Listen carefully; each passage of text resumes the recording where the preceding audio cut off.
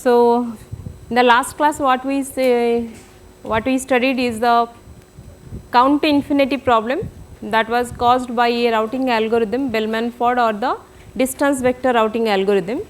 The problem was count to infinity, and we have already seen how that problem has occurred, and the reason for the occurrence of this kind of loop is the unawareness of this node A to its neighbor x, that there was a link failure in between. So, he always tried to find a path through any of its other nodes, because they were exchanging the routing tables or the routing vectors, and through that exchange this fellow went on updating its routing table, and finally there was no path to the actual destination, but there was an exchange of the routing tables, and finally the loop has occurred. To avoid this typical problem of count to infinity in the distance vector or the Bellman-Ford algorithm, the new algorithm that was designed is the link state routing algorithm. Link state routing algorithm. What this link state routing algorithm does is, it detects its neighbors. The first principle of this routing algorithm is neighbor detection. Any node, whenever it comes to the network, it exists in the network, periodically or on any event driven, it tries to detect who are the neighbors of this current node or this node of reference. So, the first step of this routing algorithm is learn about the neighbor.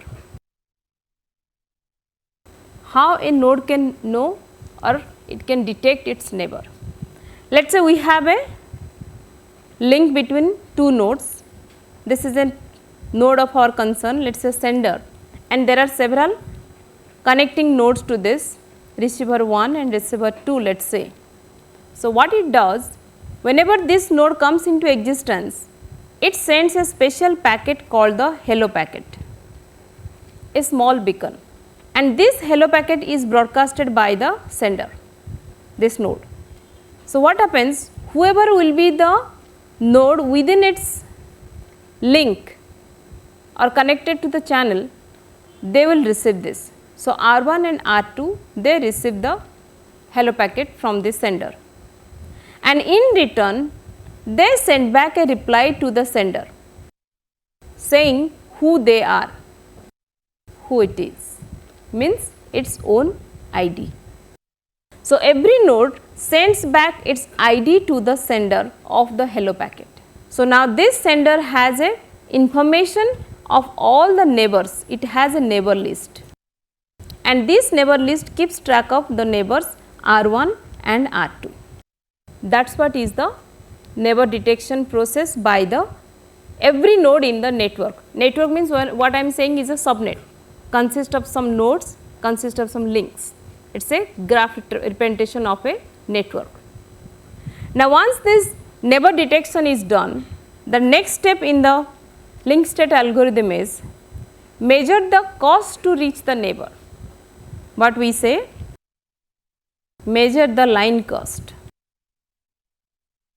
If this node has two neighbors, it has detected two neighbors R1 and R2, what is the cost to reach each of these neighbors by this sender, S node? So, to learn this line cost or cost of reaching to the neighbor, it sends another special packet called the echo packet. Again, one small packet is transmitted by or broadcasted by this sender, that is the echo packet. And when this echo packet reaches to the destination or receiver, immediately this fellow replies back, returns back the same packet to the sender. The same is being done here also. Now, the sender calculates what is the RTT for this receiver and what is the RTT for this receiver. So, your RTT divided by 2 will give the cost of reaching to that destination if we measure the time as a cost or the delay as the cost. So, now the delay is measured for R1 and R2. The first table that it was created with two neighbors R1 and R2, now the cost to them was also calculated. So, let us say for this R2 is 20 millisecond and this is let us say 50 millisecond. That is how now the sender S node has a table with all this information. I have two neighbors R1 and R2 and the cost to reach each of these neighbor is 20 and 50 respectively. So, the second step of your linked state routing algorithm is over. When it comes to the third step, after getting all this information or creating this getting all this information, now it is the job of the sender or this S node is to build the link state packet. It will create a link state packet, build the link state packet or what we say LS packet. What is the content of this LS packet? This packet consists of the identification of the node who is creating, in this case let us say it is S, the node who is creating the link state packet. Then along with that a sequence number for the packet. You know why this sequence number is required. We discussed in the flooding how the sequence number controls the flooding. So, a sequence number is generated for each of the packet and there is a field called age. What is the age of the packet, or in the other term we say TTL, time to live, for how long the packet should be alive in the subnet. And along with that all the list of neighbors, the R1, the R2 and their cost. So, you will have now two nodes R1 and R2 and their cost is as we decide as we measured, that is 20 and 50. This is what is the link state packet for the node S who has generated the packet. So, if I have a network topology like this, let us say I have a subnet of this configuration, let us say A, 6 nodes with the links like this and I have the cost calculated as this. Then for a node A, if I say for node A, the link state packet of A will be like this. Now the node is sender node, not the S, it is a node. Sequence number will be something, A's will be something, and who are the neighbors of A in this node? One is B, another is E. So, two neighbors are B and E. And what is the cost associated with the B and E? From A to B the cost is 4. So, here the cost is 4 and for the neighbor A to E the cost is 5. So, now A has got an LS packet, link state packet like this. Similarly, B will have also a link state packet like this and the same will be continued for all the nodes. B, it will have its own sequence number, A is everything, and B has got three neighbors A, C and F. So, B will have now 3 neighbors in its LS packet A, C and F, and the link to them is 4, 2 and 6. So, this is the LS for the node B. That means every node in the subnet will have their own LS packets, and this in this LS packet what they signify? They say that I have created this packet with my ID as A or B or C. I am putting a sequence number to restrict the flooding, and this packet should be alive for some seconds, and these are my set of neighbors and the cost to reach to my neighbors is such.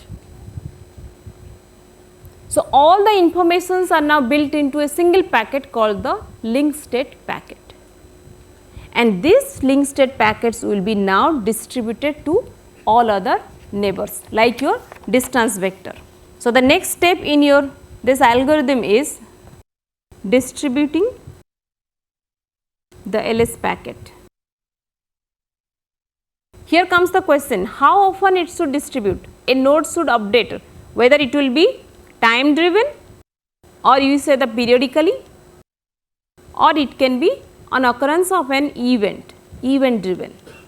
So, by some means the link state packet has to be distributed to all the nodes, and when we say distributed to all the nodes means one of the option for distributing is the flooding.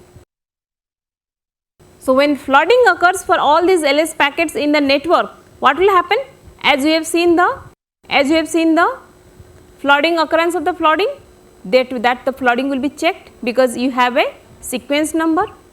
So, if there is a sequence number, re-forwarding will be stopped. You have a edge or a TTL field, so that there will not be any infinite time period of a packet. It has to be dropped, or it will be dropped at any point of time. So, your flooding is also checked by these two fields. Your sequence number is mentioned, ID is mentioned. So, as we discussed in the flooding, if a node already forwards a packet with same ID and same sequence number, and the same packet comes to itself, it does not re-forward it. So, your flooding, drawbacks of flooding is also eliminated, and you get every node gets about the LS of other nodes, list of the or linked state packet of the neighbors. If you compare this with the distance vector, what was happening? Distance vector was giving only the information about my neighbor, the cost to each of the neighbor, each of the node, not neighbor, each of the destination, may it be A, B, C, any node in the network, and what is the preferred path for that. Least knowing about who is the neighbor through which it is forwarding the packet, for which you had the looping problem or the count to infinity problem. And once this flooding of the linked state packet is done in the network, every node have got the information about the linked state packet of others and who are their neighbors and what is the cost to reach to the neighbor.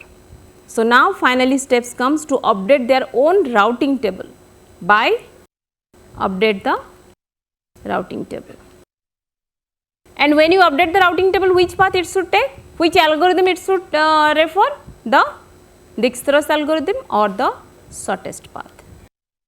Because a node in the network has the option of reaching to every other node through the LS packet.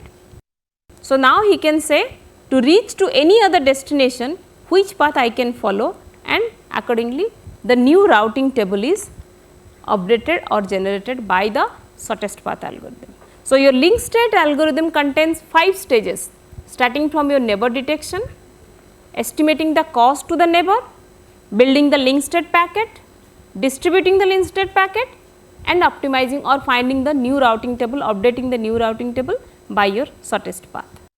With this linked state, can you say that your count to infinity problem will not occur? For the same example that we did, we had 5 nodes, right? A, B, C, D, E, and the link destination was here, let us say X. This was the case, and for the best case you had something 1, 2, 3, 4, 5. That was the case in the last example. Now, let us say they make linked state packets, all these nodes they build the linked state packets. So, when A makes its linked state packet, what will be the LA of A? This contains the ID A. Forget about the sequence and the aging, because that is for flooding, we are not concerned about that. And it says that my neighbor is B and X, right? My neighbor is B and X, and I can reach to X in one hop, I can reach to B in one hop. That is the cost, right? So, when this goes to B, this is flooded and B receives this, what B creates its own linked state packet with its own ID B and neighbor as A and C with one hop and one hop. So, this is how they build their linked state packets. And how B generates its routing table now? A, B, C, D, E, and let us say X. So, now this is the new routing table for B when it gets the linked state packets from all the nodes. So, what it says, to A the cost is 1 and preferred path is A. To B, let us say it is itself 0 and B, and I will say about the X. What is the cost to A, X now? When it checks for the linked state packet of A, sees that A has a neighbor X which can reach within one hop. So, from this it detects that for X my cost is 1 plus 1 2 and preferred path is A, correct. So, this is how all the nodes make their own routing table 3, 4 and 5. This is the best case when we see that there is no link failure and they update accordingly. Now, let us say there was a link failure here. So, when the link failure occurs, what will happen to the link state packet of A now? A, neighbor only, B and the cost is 1. Does the link state packet of A contains X as the neighbor? No, because the link has already failed and when it sent the hello packet, the X didn't reply back. When X didn't reply back with the hello packet, that means the link has been failed for A. Now, when this link state packet is broadcasted and received by B and B updates its table, it doesn't say that I can reach with 2 hop. The reason is that it knows that my neighbor is A and in A's table there is no link to X. So, because there is no link to X, it says to X, it is by that time this fellow has not updated. So, he may say 3, so he can say cost is 3 through C. But when it comes to C, what C does? C says that, sorry. So, when it comes to B, what B says? My link to A is through to X is through A and A does not have the link to this, and this is the new link state packet because it has the new sequence number. This says the timing update or the recent link state packet. When it sees this, there is no link to X, automatically it generates its routing table to X as infinity and the path is also infinity because there is no cost associated with it. And the same link state packet, when it is forwarded to C and D and E, they understand that the link from A to X has been failed with respect to the new LS packet generated by A, and accordingly there has been a link failure. So, none of the nodes can reach to the destination because the router or the intermediate hop to X has been disconnected. So, this is how your looping problem or the count to infinity problem is eliminated by the link state algorithm. Make sense?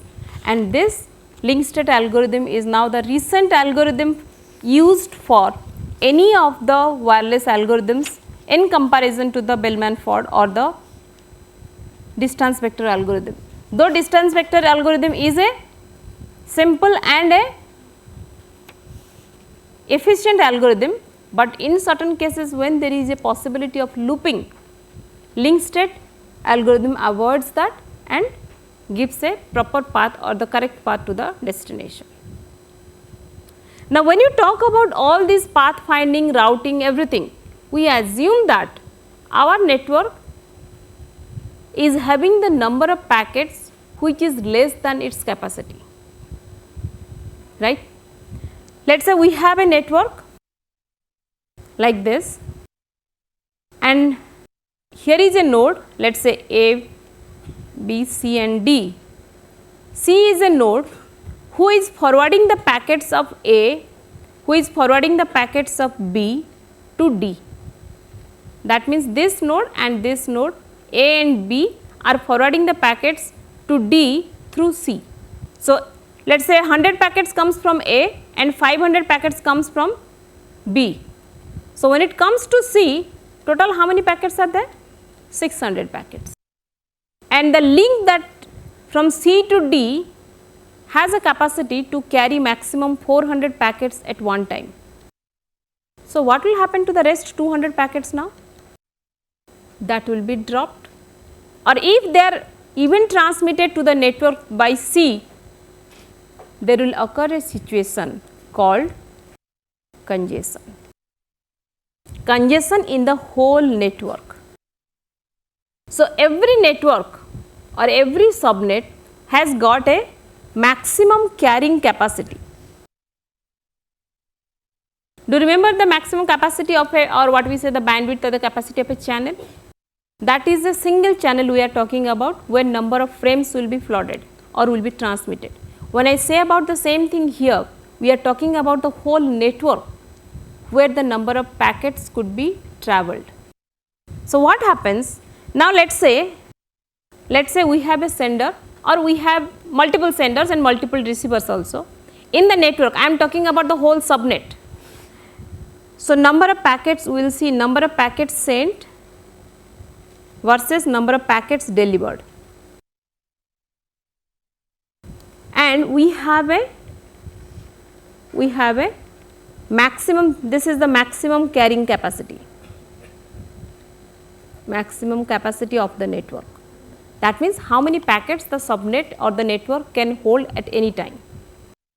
So when the number of packets sent are less than the maximum capacity, the packet delivery is also in proportion.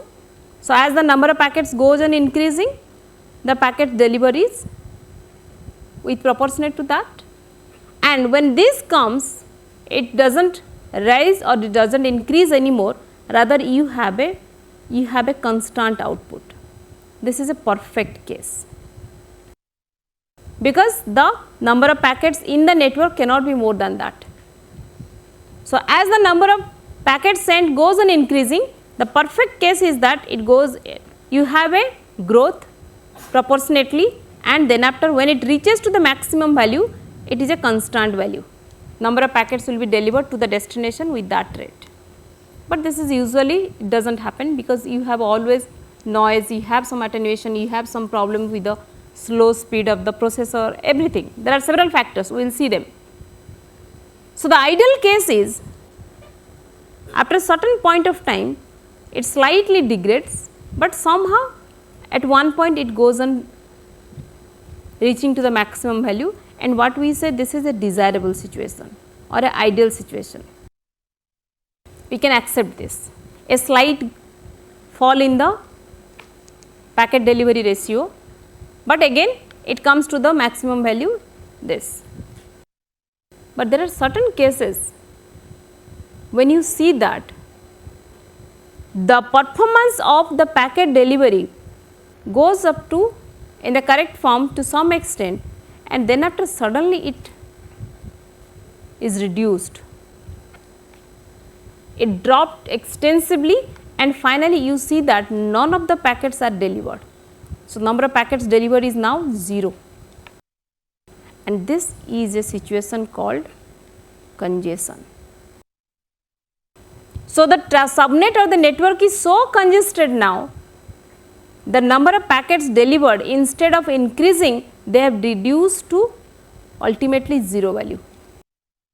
What could be the possible reasons for this? Why this congestion occurs in the network, and how this congestion affect the network performance?